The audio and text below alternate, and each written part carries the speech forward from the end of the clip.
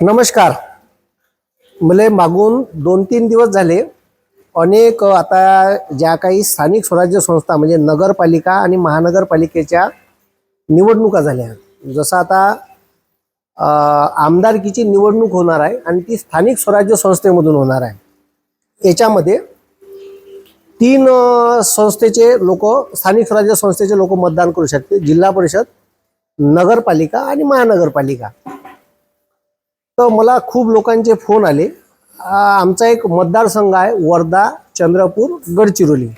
इथल्या स्थानिक स्वराज्य संस्थेचे लोक मतदान करून एक आमदार पाठवते विधान परिषदेवर. तर मला अनेक लोकांचे फोन आले, सर्व पक्षाचे आले, म्हणजे एकाच पक्षाचे आले असं नाही म्हणून राहिलो मी, सर्व पक्षाचे आले. आणि त्यांनी असं म्हटलं का बा आता जे हलचल चालू आहे, ठीक आहे, म्हणजे 2-3 दिवसापासून तर त्याचं म्हणणं होतं का सर तुम्हीच उभे राहा, तुम्ही मागणी करा. मी त्यांना म्हटलं का मी पदवीधरले उभा राहणार आहे आणि मी आता मागणं योग्य नाही आमदारकीचं पद.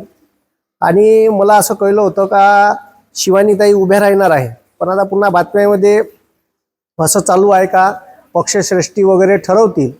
तर मला अनेक पक्षाचे लोक म्हणून राहिले का तुम्ही उभे राहा सर, आणि तुम्ही आमचा आवाज तिथं बुलंद करा. आमच्या स्थानिक स्वराज्य संस्थेला जास्तीत जास्त फंड कसा मिळवून देता येईल, नवीन कोणत्या योजना आणता येईल ज्याच्यामध्ये अनेक लोकांच्या समस्या सोडवल्या जाऊ शकते. तर तुमच्यासारखं लोक तिथं गेले पाहिजे असं त्याचं म्हणणं पडलं. मी काही लोकांच्या भेटी घेतल्या. तर मी म्हटलं माझी काही इच्छा आहे नाही, पण ते लोक खूप फोर्स करून राहिले का तुम्ही उभे राहा. आणि अशा वेळेस का करायचं, मी त्याला म्हणलं बा माझ्यापाशी काही पैसा नाही तुम्हाला द्यायला, ठीक आहे. तर सर पैसा कोण मागून राहिलं असं त्या लोकांनी म्हटलं. का तुम्हाला पैसा कोण मागून राहिलं, आम्ही मागून राहिलो का, आम्ही तर तुम्हाला स्वतःहून फोन करून म्हणून राहिलो. तर मी म्हटलं बा मी पदवीधरले उभा राहणार आहे आणि आता उभं राहणं योग्य नाही. आणि वडीलवार साहेब ज्येष्ठ नेते आहे, त्यांची सुकन्या शिवानीताई सोबतही आमचे चांगले संबंध आहे, त्या उभ्या राहणार होत्या, त्याच्यामुळे आपण पुढं करणं योग्य नाही असं मी त्याला म्हणलं. पण जर शिवानीताई नसेल राहत तर महाविकास आघाडीतर्फे तुम्ही राहा असं त्यांनी म्हटलं. मला विचार पडला का उभं राहिले पाहिजे का नाही राहिले पाहिजे. आता ठीक आहे, जेवढे महाविकास आघाडीचे जेवढेही नगरसेवक आहे, त्याच्यानंतर महानगरपालिकेचे नगरसेवक आहे, नगराध्यक्ष आहे, आणि आता जिल्हा परिषदचे इलेक्शनच न झाल्यामुळे अनेक जिल्हा परिषदमध्ये मेंबरच नाही आहे. त्याच्यामुळे आता मतदान करणारे जे लोक आहे, ठीक आहे, आणि काही लोक कोणी घेऊन पयालं म्हणते, कोण घेऊन पयालं, का घेऊन पयालं, आता ज्याचं पाप पुण्य ते जाणे. पण आता जर असं होत असेल आणि लोक जर मला सपोर्ट करत असेल आणि लोकांचीच इच्छा असेल मी उभं राहिले पाहिजे, तर त्याचा विचार करता येईल असं मला वाटते आणि त्याच्यावर पुढचं डिसिजन घेता येईल.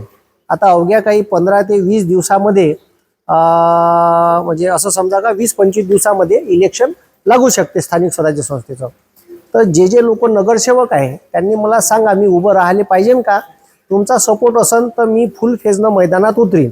पण मायापाशी काही पैसे वाटागिटाले आहे नाही बुवा, मोठाले बलाढ्य पक्ष आहे, जे सत्तेत आहे ते वाटू शकते आणि ते तुम्हाला देऊ शकते. ते तुम्हाला एक ठीक आहे कुठं उचलून दुसरीकडे हॉटेलात व्यवस्था करू शकते. तसं मायापाशी काही आहे नाही, ठीक आहे. तुम्हाला वाटते मी निवडून गेलो पाहिजे तर मला सपोर्ट करा.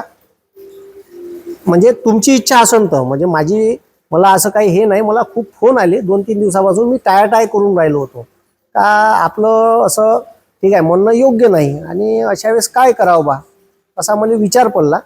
म्हणून मग एक व्हिडिओ टाकाव का हे लोक जे मागणी करून राहिले हे आपण योग्य करून राहिलो का नाही. आपल्याला मानणारा प्रचंड वर्ग आहे, लोकांनी मोठं केलं आपल्याला. आपण राजकारणात शेतकरी, गोरगरीब विद्यार्थ्याचे प्रश्न, स्पर्धा परीक्षेच्या विद्यार्थ्याचे प्रश्न, TETच्या विद्यार्थ्याचे प्रश्न, ITI इन्स्ट्रक्टरचे प्रश्न, पोलीस भरतीच्या पुरायचे प्रश्न, अनेक आंदोलनं करून आपण सॉल्व केले, मार्गी लावले. मग ते फिजिकल असो का अजून कशाचा मुद्दा असो, ठीक आहे. 237 वेगवेगळ्या गव्हर्नमेंटच्या नोकऱ्या खाजगीकरण केलं होतं, त्याच्यावर मोठं आंदोलन केलं, ठीक आहे. ते यशस्वी केलं आणि सरकारला GR मागं घ्यायला लागला होता. त्याच्यामुळे माझी इच्छा ठीक आहे एवढीच आहे का मी पदवीधरले उभं राहणार आहे, हे माझं ठरलेलं आहे. पण जर नगरसेवक लोक म्हणत असेल का तुम्ही उभं राहा तर त्यांचा फुल सपोर्ट असेल तर मग विचार नक्की करता येईल असं मला तरी वाटते. आणि महाविकास आघाडीने सुद्धा जर कॅन्डिडेट द्यायचा असेल तर हा विचारपूर्वक द्यावा असं मला वाटते. ठीक आहे, आम्हाला शिवानीताई राहिले तरी काही प्रॉब्लेम नाही आहे, पण जर नगरसेवकाची ही डिमांड माझ्याकडं येऊन राहिली तर मी हे बोलायला नव्हतं पाहिजे, पण आता डिमांड येऊन राहिली म्हणून मी कुठं पत्रकाराला सांगितलं नाही, काही सांगितलं नाही. मी एक साधा व्हिडिओ, ठीक आहे, आता मी फिरूनच राहिलो होतो, काही नगरसेवकांच्या भेटीगाठी घेऊन आलो, एका ठिकाणी बसलो आणि तिथून हा व्हिडिओ टाकत आहे. तर तुम्हाला काय वाटते, मी उभं राहिले पाहिजे का? तुमचे प्रश्न तुमच्या नगरपालिकेला किती जास्तीत जास्त फंड मंत्रालयातून खेचून आणता येईल, ठीक आहे, अधिवेशनामध्ये मुद्दे तुमचे कसे मांडता येईल, याच्यासाठी मात्र मी नक्की आवाज उचवेन. ठीक आहे, तुमचं मत मात्र कमेंट्समध्ये खालतं नक्की सांगा. आता इथंच थांबतो. धन्यवाद. जय हिंद, जय महाराष्ट्र.